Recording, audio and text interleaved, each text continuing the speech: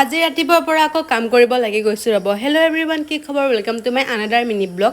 যিহেতু আজি বিশ্বকৰ্মা পূজা, সেই গতিকে আমি ঘৰৰ সৰু সুৰা কাম কিছুমান কৰিবলৈ ল'লোঁ।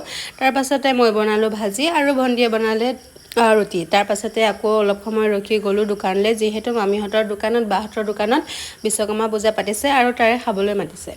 তাৰপাছতে এয়া মামীহঁতৰ দোকান আহি পালোঁ। সিহঁতৰ দোকানত হোৱা নাছিলে কাৰণে বাহঁতৰ দোকানত গ'লোঁ আৰু সিহঁতৰ তাতো ল'লোঁ প্ৰসাদ আৰু মাহীহঁতৰ তাতো ল'লোঁ প্ৰসাদ।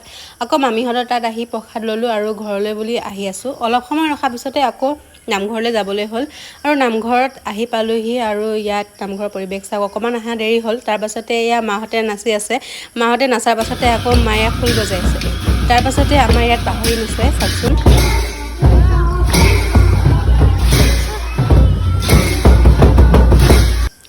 আৰু আজিৰ দিনটো এনেকৈয়ে গ'ল। তাৰপাছতে ল'লোঁ প্ৰসাদ। আজিলৈ ইমানেই। যদি ভাল পালে লাইক কমেণ্ট শ্বেয়াৰ কৰিব। এতিয়ালৈ আহিছোঁ।